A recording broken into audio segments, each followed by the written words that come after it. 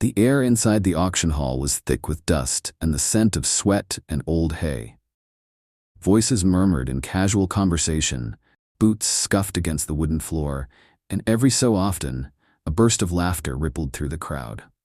It was an evening like any other in this place, where horses were bought and sold, where futures were decided with a flick of a hand, where value was measured in strength and pedigree. And then the laughter stopped. A hush spread through the room as the stable doors creaked open, and a stallion was led into the center of the ring. But this was no proud, high-spirited creature. This was a horse that no one had come to see. His coat, once a deep, gleaming chestnut, was dull and lifeless, marred with scars that spoke of years of hardship. His ribs pressed against his skin, his frame far too thin for an animal his size. His eyes, God, his eyes, were empty. Not wild with fear, not sharp with defiance, just hollow. He did not fight, did not rear, did not even resist the rope tied around his neck. He simply stood there, waiting. The auctioneer cleared his throat and forced a bright, practiced smile. Lot number 47, a fine, strong stallion, just in need of a little? He hesitated. The lie wouldn't come, and then came the laughter. Someone in the crowd let out a short, cruel chuckle. Another scoffed. The whispers grew louder, sharp words filling the space between them. That thing should be put down. I wouldn't take him if they paid me. Looks like it's already given up on life. A woman in a sleek coat, her jewelry glinting under the harsh auction lights, shook her head with disdain. Pathetic, she muttered. The horse did not flinch at their words. He did not react at all.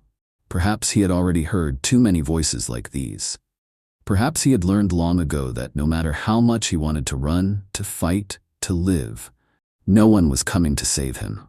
The auctioneer licked his lips, shifting on his feet. He had seen difficult horses before, but this was different. This was a creature who had already been defeated. He sighed. All right, let's start the bidding. Who'll give me $100 for this fine stallion? Silence.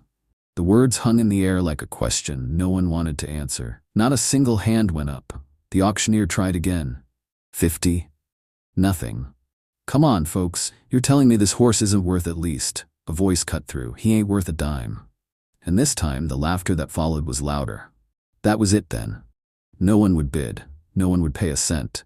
He would be sent away like so many others before him, taken where broken horses go when the world no longer wants them. But then, a chair scraped against the wooden floor at the back of the room, and a voice, steady, quiet, but certain, rose above the noise. I'll take him. The laughter stopped. Heads turned. The auctioneer blinked as if unsure he had heard correctly. Son, are you sure? Ethan Carter stepped forward. His hands were clenched at his sides, his heartbeat thundering in his ears. He wasn't sure where the words had come from, only that when he looked at the stallion, something inside him would not let him stay silent. I'll take him, he said again. The crowd erupted. That kid? He's serious? Boy, you got no idea what you're doing. A man in a dark hat leaned forward, shaking his head. That horse is broken. You can't fix what's already gone. Ethan ignored them all. For the first time since being led into the ring, the horse lifted his head. His ears twitched, his muscles tensed, not in fear, but in something else. Something that looked a little like hope. Ethan took a slow step forward. You're not garbage, he whispered, voice low, steady. I don't care what they say. You're coming home with me. The stallion did not move, but for the first time he looked at Ethan, really looked at him. And for Ethan, that was enough. The auctioneer sighed, rubbing his forehead. Kid, you got $100? Ethan pulled the crumpled bills from his pocket, every last dollar he had. He had been saving for months, hoping to find a young, strong horse he could train, a horse full of potential. But standing here now, he knew. This was the only horse that mattered. The hammer fell. Sold. And just like that, the horse that no one wanted, the horse that had been thrown away, belonged to him. Ethan stepped forward to take the lead rope. The stallion flinched at the first touch, but did not pull away. He was too tired for that. Too resigned. The whispers followed Ethan as he walked the stallion out of the auction hall. He's wasting his time. That thing's beyond saving. Give it a week. He'll regret it. Ethan did not listen, because the horse walking beside him, this horse who had been abandoned, who had been told he was nothing, who had spent too many nights waiting for someone who never came, he was going home. And no one, not a single soul, was going to take that away from him. The night was quiet, except for the distant chirping of crickets and the occasional rustling of the wind through the trees. The old truck rumbled along the dirt road, headlights casting long shadows across the fields. Inside, Ethan kept his hands firm on the wheel, sneaking glances into the rearview mirror where the stallion stood in the trailer. Phoenix had not moved since they left the auction house. He stood there, head lowered, legs stiff, as if he weren't entirely sure this wasn't just another cruel trick. Ethan swallowed the lump in his throat. He had seen lost causes before, but never like this. As the truck slowed to a stop in front of the barn, Ethan shut off the engine and stepped out. He exhaled a long, steady breath before walking to the trailer door. He pulled the latch, opening it carefully. Phoenix did not step forward. He did not even lift his head. He just stood there, like he had already given up. Ethan climbed inside, his boots pressing against the worn wooden floor, and reached out a hand. Not to pull, not to force. Just to be there. "Hey boy," he murmured. His voice was quiet, barely above a whisper. "You're home now." But Phoenix did not move. The moonlight cast a faint glow over the stallion's thin body, highlighting every scar, every sharp ridge of bone beneath his dull coat.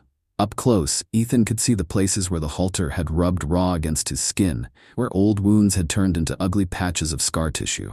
How long had he been suffering? How long had he been waiting for someone to care? Ethan swallowed the ache in his chest. No, he would not cry. Not here. Not now. Instead, he took a slow step back, keeping his movements gentle, patient. "Come on, Phoenix," he coaxed. "Just a little further, that's all." Nothing. The stallion did not even flick his tail. Ethan sighed, his hands dropping to his sides. He would not drag him out. He would not yank or shout or do anything that might confirm what Phoenix already believed, that people were cruel, and he was nothing more than a burden. So instead, Ethan did the only thing he could do. He sat down. Right there, inside the trailer, in the dust and filth and silence, and he waited. The minutes stretched into an hour. The night deepened. The air turned cold. Still, Ethan did not move. Neither did Phoenix. The next morning, Ethan was jolted awake by a sharp voice. "Lord help me, Ethan Carter, what have you done?" Ethan blinked, his back aching from where he had slept sitting against the trailer wall. His aunt, Margaret, stood outside, arms crossed over her chest, eyes filled with a mix of anger and disbelief. "You paid $100 for this?" she asked, motioning toward Phoenix, who still stood in the same spot, his ribs visible beneath his lifeless coat. Ethan rubbed the sleep from his eyes. "Yeah." Margaret exhaled sharply, pressing a hand to her forehead. "Ethan, you barely have enough money to feed yourself, and now you're taking in a horse that won't even step out of the damn trailer?" Ethan stiffened. "I'll take care of him." His aunt let out a dry, humorless laugh. "Oh really? You can barely afford to keep this ranch running. You can't fix him, Ethan." Ethan's jaw clenched. "He's not broken." Margaret shook her head, her voice softer now, but no less sharp. "Honey, he's skin and bones. He's given up. You saw it just as clearly as I did." Ethan turned back toward Phoenix. Yes, he had seen it, but he had also seen something else. A flicker of something deep in that horse's eyes, something faint and fragile, something that could be brought back. "Just give me time," Ethan said, his voice quiet. Margaret sighed, rubbing her temples. "Do what you want, but don't come crying to me when he won't eat, won't move, won't even try." And with that, she walked away. Ethan stood there, the morning sun rising behind him, his heart heavy. Because deep down, he knew she was right. Phoenix was starving, and yet, he refused to eat. Ethan had prepared everything: fresh hay, oats, a bucket of clean water. Phoenix ignored it all. Ethan tried to hand-feed him, holding out a small handful of grain, hoping, praying. Phoenix turned his head away. Ethan's stomach twisted. He had seen sick horses before, but this was different. This wasn't sickness. This was a horse that had been left behind so many times. He no longer believed in survival. And that realization hit harder than any punch. By the third day, people in town had started to notice. "You hear about the Carter boy?" someone whispered at the feed store. "Spent his last dime on that half-dead thing from the auction," another scoffed. "Kid's always been stubborn, but this is just stupid." Ethan could feel their eyes on him when he walked down the street. He could hear the whispers. "That horse ain't got a chance. He should have let it go." Some things are just too broken to fix. He ignored them. But late at night, when he lay awake in bed, staring at the ceiling, their voices crept in. What if they were right? What if he really couldn't save Phoenix? It happened on the fourth night. Ethan was sitting outside the stall, his back resting against the wooden panels, just like he had at the trailer. The barn was quiet, filled with the soft sounds of the other horses shifting in their stalls. Ethan let out a slow breath. He felt like a fool. What had he been thinking? Margaret was right. The town was right. Maybe he had been stupid to believe that love alone could fix what had already been shattered. He dropped his head into his hands, swallowing against the tightness in his throat. And then, a sound. Soft, faint, but unmistakable. Ethan's head snapped up. Phoenix had moved. Not much, just a few inches. But he was closer now. Close enough that Ethan could see his nostrils flaring, his eyes locked onto Ethan's hands, where the bucket of feed still rested. Ethan didn't breathe, didn't move, and then Phoenix took a step forward. It was hesitant, unsteady, but it was a step. Ethan's throat burned, his vision blurred, and when Phoenix finally dipped his head, finally took a bite of food for the first time in days, Ethan let himself cry.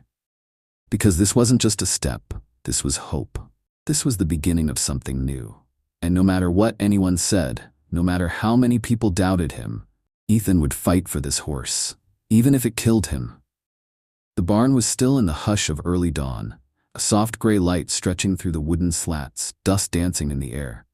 Outside, the world was waking, birds calling, the wind stirring the leaves, but inside it was just Ethan and Phoenix. Ethan sat against the stall door, his body heavy with exhaustion, but his eyes locked on the horse before him. Phoenix had eaten. It wasn't much, just a few tentative bites, but to Ethan, it was everything. For 4 days, the stallion had refused to acknowledge his own hunger, had turned his head away from food, from life itself, and now he had taken a step. A tiny, fragile step, but one that sent a rush of emotion through Ethan so powerful he thought his chest might cave in. He exhaled slowly, wiping a hand down his face. He wasn't naive enough to believe this meant Phoenix was healed. The stallion was still skeletal, his coat still rough, his ribs still stark beneath his skin. He still stood with the stiffness of an animal, bracing for the worst, but he had tried. That was more than Ethan had dared to hope for. He reached out, slow, steady, extending his palm toward Phoenix, not touching, just offering. Phoenix's ears flicked, his dark eyes flickering toward Ethan's hand. His nostrils flared slightly, but he did not move away. It was another step, another tiny, fragile step. And God, it hurt to see how much it took for Phoenix to simply stand there and not expect pain. Margaret wasn't convinced. Ethan had barely slept the past few days, staying up to watch Phoenix, making sure the stallion had food, water, clean bedding. He had tried to work with him, tried to build trust, but every time he moved too quickly, Phoenix would flinch. Every time he lifted his hand, the stallion's entire body would tighten, as if waiting for a blow. Ethan had never wanted to hit anything in his life. But now, thinking of whoever had done this, whoever had taught this horse that people meant pain, he felt something hot and dangerous rise in his chest. And Margaret saw it. She didn't speak for a long time, just watching from where she stood by the barn door, arms crossed, her sharp gaze softening just a little. "You're too stubborn for your own good, kid," she murmured. Ethan huffed a quiet laugh, shaking his head. "You think I don't know that?" Margaret sighed. "He's a lost cause, Ethan," she said, but her voice lacked the usual bite. It almost sounded sad. Ethan looked over at Phoenix, at the way the stallion stood, still tense, still wary, still caught between fear and exhaustion. Then he shook his head. "No," he said quietly, "he's just waiting for someone to prove him wrong." Word had spread. Ethan couldn't walk into town without hearing it. The whispers, the mocking laughs. At the feed store, a group of old ranchers leaned against the counter, their voices just loud enough for him to hear. "Poor Carter boy. Lost his mind. That horse ain't got a chance. He ought to just put it down, save himself the trouble." Ethan clenched his teeth, gripping the bag of grain in his hands until his knuckles turned white. He knew what they thought. They saw a scrawny kid with too much heart and not enough sense. A boy who had spent his last dollar on something worthless. They didn't see what Ethan saw. They didn't see Phoenix in the quiet moments when he almost let his guard down. They didn't see the way his ears twitched when Ethan spoke to him, the way he had started shifting just a little closer when Ethan sat by his stall at night. No, all they saw was a lost cause. And the worst part? Ethan was terrified they were right. It happened that afternoon. Ethan had decided to try again, to lead Phoenix out of the stall and into the pasture.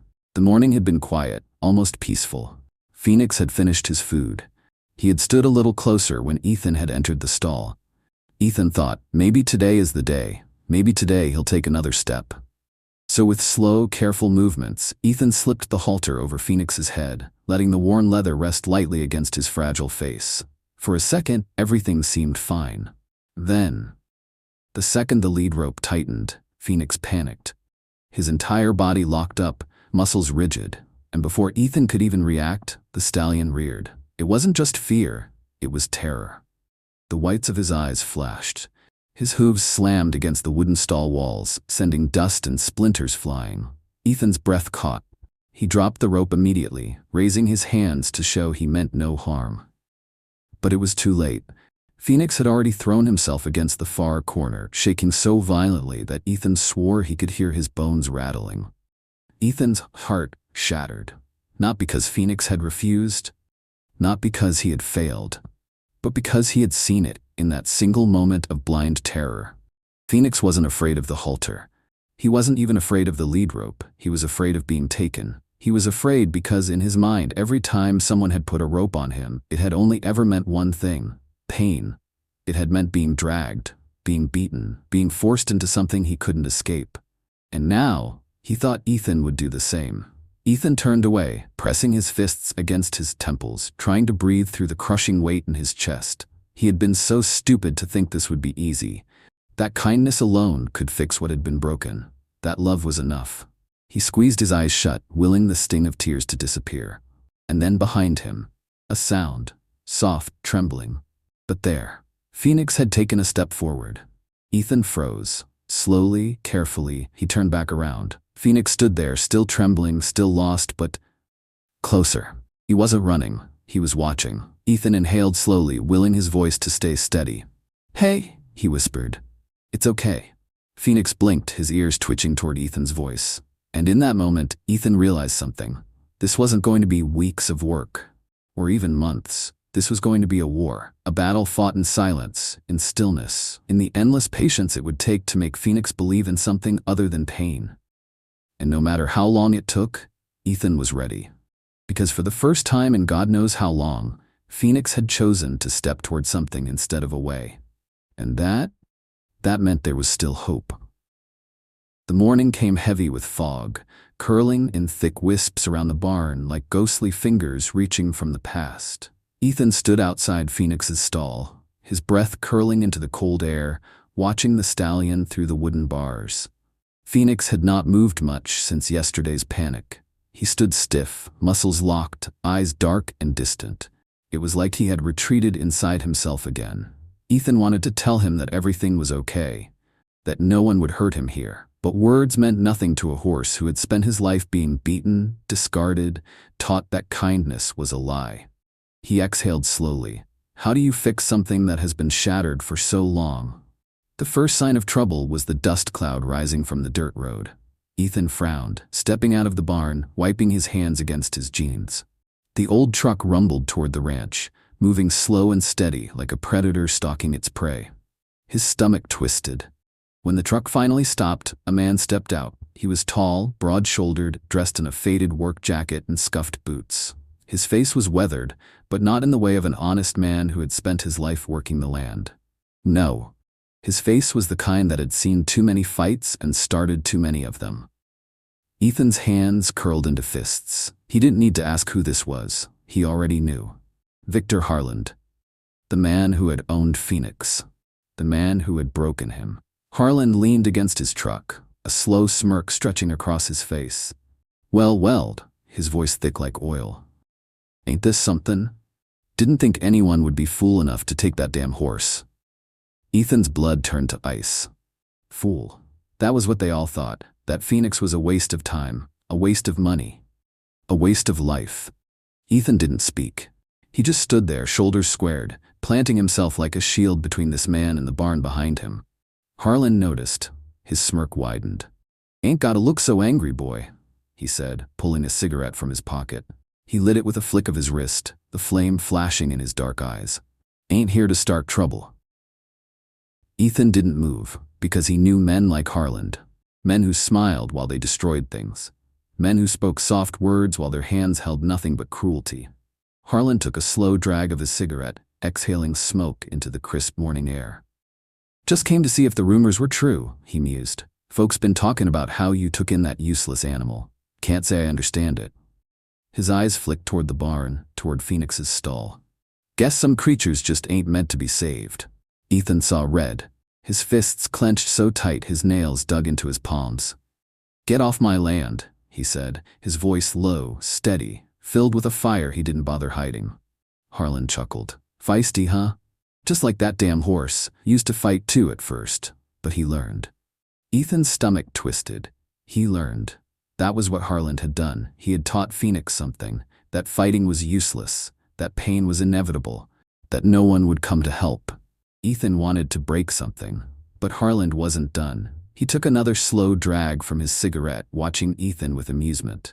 "You know, I did that animal a favor," he mused. "He was wild, reckless, thought he was something special." He shook his head, clicking his tongue. Had to teach him who was in charge. Break that fire out of him. Ain't no use for a horse that don't listen. Ethan was shaking. His breath came in sharp, uneven bursts, his nails biting into his skin. This man, this monster, he had done this. He had turned a proud, strong stallion into something that barely existed, and now he was standing here, smiling as if it were nothing. As if Phoenix's pain was nothing. Ethan took a step forward. Harland didn't move. "Get off my land." Something flickered in Harland's eyes. Amusement. Maybe even a little respect. "Fine, kid," he said, throwing his cigarette to the ground, grinding it beneath his boot. "No skin off my back. That thing's your problem now." He turned, opening his truck door, but before he climbed in, he paused, glancing back over his shoulder. "You ought to put him down, though," he said, his voice almost casual. "Ain't nothing left in him worth saving." He smirked. Then he was gone. The truck disappeared down the dirt road, but Ethan was still shaking.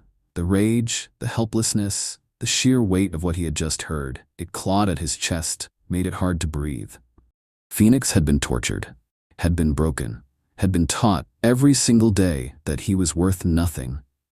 And Harland thought that was just fine. Ethan stumbled back into the barn, gripping the wooden beam to steady himself. His head was spinning.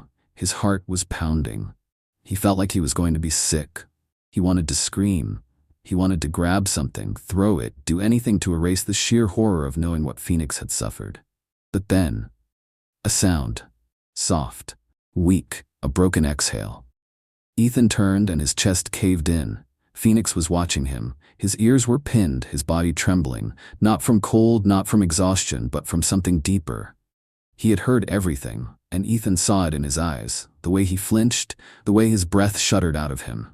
It was like he had been waiting to hear those words again. Like he had known deep down that Harland would find him, that the pain would start again, that he was still just a worthless thing to be thrown away. Ethan's heart shattered into a million pieces. He stepped forward. Phoenix flinched. Ethan's breath hitched, pain lancing through him like a knife. "No, no, no, no." Ethan knelt, slow, careful, hands open, heart aching. "You're not worthless," he whispered, voice shaking. "You hear me?" Phoenix's body locked up. "You are not worthless," Ethan said again, firmer this time. He reached out, not touching, not forcing, just offering. Phoenix's nostrils flared. His dark eyes, still full of ghosts, watched him. Waiting. Ethan's throat burned. How many times had Phoenix waited, just like this, only to be met with pain? His fingers trembled as he reached further. Closer, closer, and then, for the first time, Phoenix stepped forward. Just an inch. Just enough for his nose to brush against Ethan's hand. And that was when Ethan finally broke. Tears spilled over, hot and blinding, as he whispered, "I swear to you, Phoenix, you will never be hurt again." And this time, he meant it. The air in the barn was heavy, not just with dust, but with the weight of the past. Ethan sat on the edge of the stall, his fingers curled into his jeans, staring at Phoenix. The stallion stood so still as if any sudden movement might break the fragile moment that had passed between them. For the first time since he had brought Phoenix home, the stallion had stepped forward. Not away, not back.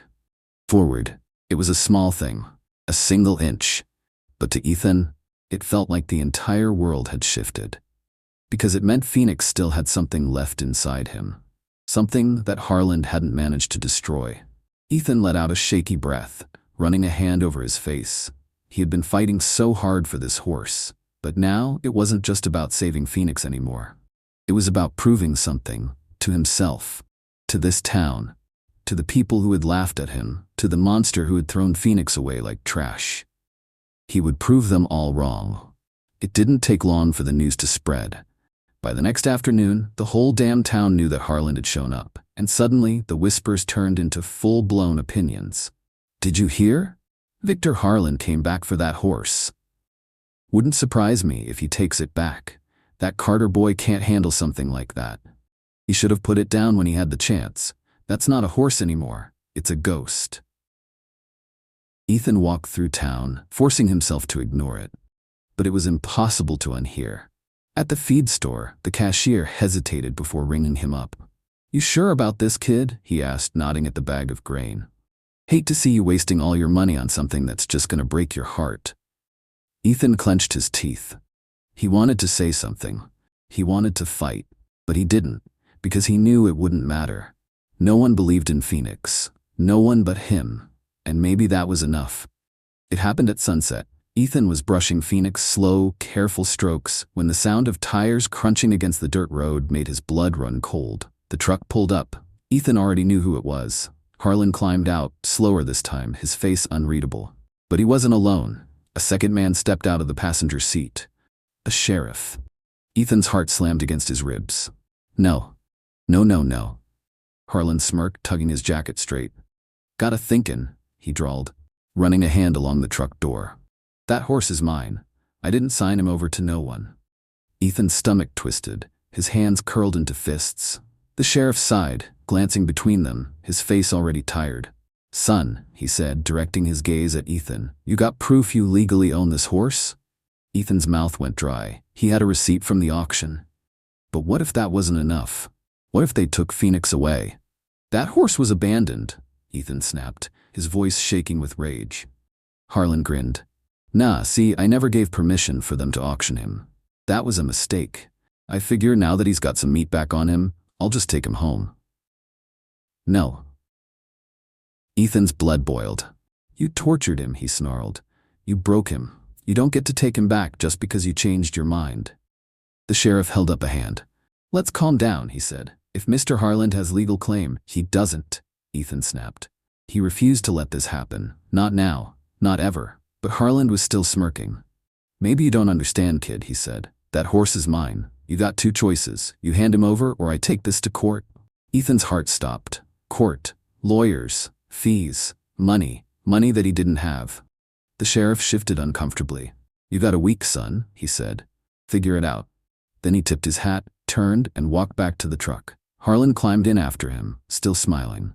The dust cloud rose as they drove away. And Ethan stood there, fists clenched, heart pounding, watching them disappear down the road. He had 1 week. 1 week to save Phoenix? And for the first time since he had bought that damn horse, Ethan was terrified he might lose him. The barn felt different that night. It wasn't just the weight of exhaustion pressing down on Ethan's shoulders. It was fear. For the first time, he didn't know if he could win. Phoenix stood in the stall, his head low, his breath slow and steady. He didn't know what had happened. Didn't know that the world was trying to take him away again. Ethan gritted his teeth. No. Phoenix wasn't just a horse anymore. He was family, and family didn't get abandoned. It started the next morning. Ethan walked into town, hoping, praying that someone would help him. But no one wanted to listen. That boy should just give up. You can't fight a man like Harland, not in court. Ain't no way a kid like him can afford a lawyer. People didn't even lower their voices. They spoke loud enough for him to hear, like they wanted him to. At the diner, he tried asking around. Anyone know a good lawyer? He asked, his voice steady, controlled. The old men at the counter exchanged looks. One of them sighed, shaking his head. You don't get it, do you? Ethan clenched his jaw. What's that supposed to mean? The man put down his coffee, fixing him with a tired look. Harland owns half this damn town. You think a lawyer's gonna take your side? Ethan's stomach twisted. No, that couldn't be true. But as he looked around the diner, at the way no one would meet his eyes, he felt a sick, sinking feeling in his gut. They were too scared to help him. Ethan went home that evening, the weight of the world pressing down on him. Margaret was waiting on the porch. "Any luck?" she asked. He didn't answer. He didn't have to. She sighed, rubbing her forehead. "Ethan, I know you love that horse, but maybe you need to start thinking about." "No." She looked at him, startled. Ethan's hands curled into fists. "I'm not giving up on him." Margaret exhaled slowly. "I'm not saying give up, but you don't have money for a lawyer. Harland does, and the court's gonna listen to the man with the money." Ethan swallowed hard. He knew that, but it didn't make it right. Margaret's voice softened. "Listen, kid," she said. "Sometimes the world just isn't fair." Ethan's stomach curled in on itself. He had spent his whole life believing that if you fought hard enough, if you did the right thing, the world would give you a chance. But now, he wasn't so sure. That night, Ethan sat in the stall with Phoenix, his arms resting on his knees, his head bowed. "What am I supposed to do?" His voice barely made a sound. Phoenix didn't answer, didn't move, didn't do anything but stand there, breathing. Ethan swallowed hard, staring at the dirt beneath him. He had fought so hard to get this horse to trust him, to believe that people weren't all monsters. And now the world wanted to prove him wrong. Ethan felt something touch his shoulder. He flinched, just slightly. When he looked up, Phoenix had lowered his head, and for the first time he was reaching for Ethan. That broke him. That shattered him. Ethan squeezed his eyes shut as a sob tore through his chest. "I won't let them take you." He whispered it like a prayer. "I swear to you, Phoenix, I won't let them win." The next day, Ethan walked into town with nothing but desperation. And that was when fate decided to give him a chance. The courthouse was just down the street, a place Ethan had never stepped foot in before. Because people like him didn't belong there, people with no power, no money, no voice. But he was out of options. So he walked inside, and that's when he saw her. A woman, sitting behind the desk, flipping through paperwork. Mid-30s, sharp features, the kind of woman who looked like she had never lost a fight in her life. She glanced up, raising an eyebrow. "You look like a kid about to do something real stupid," she said. Ethan hesitated, then he stepped forward. "I need help," he said. She sighed, closing her folder. "I don't take charity cases, kid. You got money?" His throat went tight. "No," but he swallowed hard and said, "I have a horse." She blinked. "Excuse me?" Ethan stood taller. "I don't have money, but I have a horse, and I need to keep him."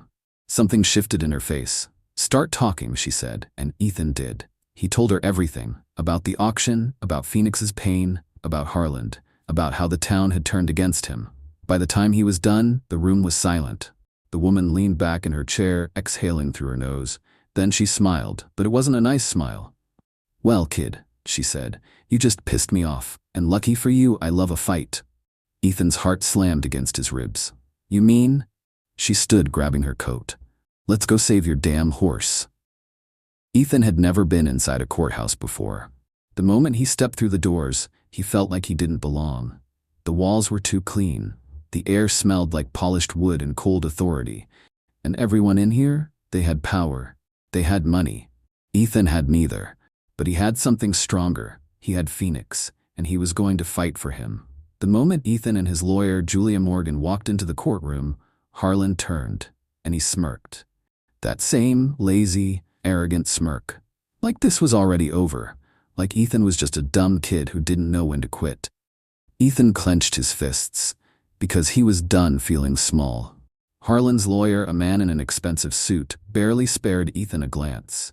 Instead, he whispered something to Harland, who nodded, leaning back in his chair like he had already won. Ethan didn't care, because he wasn't here to impress them. He was here to save his damn horse. The judge, a tired-looking woman with silver streaks in her hair, tapped her gavel against the desk. "Mr. Harland, you're claiming this horse was taken from you illegally?" she asked. Harland stood, fixing his expression into something almost sympathetic. "Yes, Your Honor," he said, voice smooth like oil. "There was a mix-up at the auction. I never authorized that horse to be sold. Liar." Ethan felt his nails dig into his palms. Julia, beside him, didn't react. She just waited. The judge turned to her. Miss Morgan, your client insists he legally owns this horse. Do you have proof? Julia stood, adjusting her blazer. Yes, Your Honor. We have the auction records. She stepped forward, handing a folder to the clerk, who passed it to the judge. The room was silent as the judge flipped through the pages. Harland's lawyer cleared his throat. Your Honor, while there is a receipt, my client maintains that the auction had no right to sell the horse in the first place. The judge looked up. So you're saying the auction illegally sold property they didn't own? Exactly, Harland's lawyer said smoothly. The judge sighed, rubbing her temples. So, she said, you're telling me that instead of dealing with this auction mistake like a normal person, Mr. Harland let someone else take care of the horse for months before suddenly deciding he wanted it back? The lawyer hesitated. Harland's jaw tightened. Ethan felt something shift. Because for the first time, Harland looked uncomfortable. Your Honor, Julia said, her voice calm, I have statements from 3 separate people who witnessed Mr. Harland mistreating this horse. Ethan turned. What? Even Harland's lawyer stiffened. Objection, he snapped. Hearsay. Julia smiled, like a wolf about to go for the throat. Actually, Your Honor, she said, one of those witnesses was a veterinarian who examined Phoenix after Ethan rescued him. She placed another folder on the judge's desk. It was thick. Ethan's heart pounded. The judge flipped through it. For a moment, the courtroom was silent. Then the judge sighed, shaking her head. Mr. Harland, she said, voice sharper now, can you explain these medical reports? Harland shifted, cleared his throat. But for the first time, he didn't smirk. Your Honor, his lawyer cut in, while we acknowledge that the horse may have been in poor condition, there is no legal precedent preventing my client from reclaiming his property. Julia's eyes darkened. And that was when she went for the kill. Your Honor, she said, stepping forward, if you'll allow me, I'd like to call a witness. The judge frowned. Who? Julia turned toward the back of the courtroom. And then, the doors opened, and a man walked in, tall, broad-shouldered, his face lined with age and regret. Carter, Ethan's breath caught. Harland stiffened. Julia smiled. Your Honor, she said, this is James Carter. He worked alongside Mr. Harland for years and has first-hand knowledge of how this horse was treated. Carter stepped up to the stand. He didn't look at Harland, didn't look at anyone. He just took a slow breath and said, I should have spoken up sooner. I worked for Harland for 5 years, Carter said. I saw what he did to those horses, how he trained them until they broke, how he tossed them aside when they weren't useful anymore. Ethan's chest tightened. Because this wasn't just about Phoenix. This was about all of them. Carter clenched his fists. Phoenix was different, he said. He fought harder. But Harland, he didn't care. Objection. Overruled, the judge snapped. Continue. Carter's voice wavered. I remember the day Phoenix stopped fighting, he said. It was after the last race. He collapsed, couldn't even stand. And Harland? He just left him there. The courtroom was dead silent. Carter exhaled sharply. And now, he said, he wants him back? No, he doesn't deserve him. The judge sighed, rubbing her forehead. Then she looked at Harland. Mr. Harland, she said, I have to ask, do you even care about this horse, or is this just about control? Harland's face darkened, but for the first time he had no answer. Because he had already lost, the judge tapped her gavel. The court rules in favor of Ethan Carter, she announced. Ethan's breath left his body. He won. Phoenix was safe. Harland stood, his hands curled into fists, but he didn't say a word. Because he knew. This fight was over. He turned, storming out of the courtroom. Ethan just stood there, frozen, shaking, because for the first time in his entire life, the world had chosen him.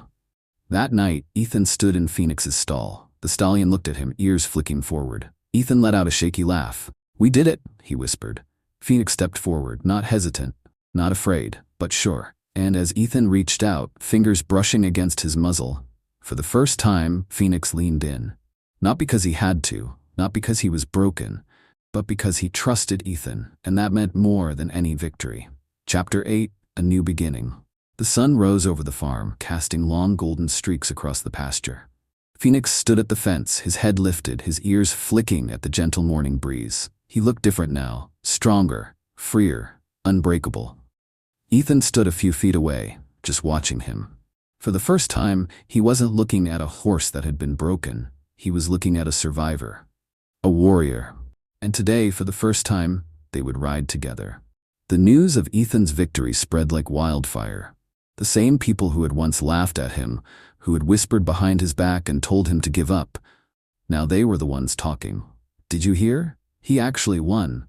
That Carter kid didn't just save the horse, he exposed Harland. Maybe we were wrong about him. The shift was subtle, but Ethan felt it. For the first time, people looked at him with respect. Not pity. Not doubt. Respect. The saddle felt heavier in Ethan's hands than it ever had before. Because this wasn't just about riding, this was about trust. About proving to Phoenix that this time, it was different. Phoenix stood still as Ethan approached. No fear, no hesitation. Just quiet understanding. Ethan took a deep breath, adjusting the straps, his fingers steady but his heart pounding.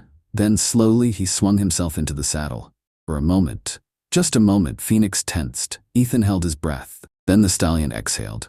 Ethan swallowed the lump in his throat. "Easy, boy," he murmured, his hands steady on the reins, and then they moved, step by step.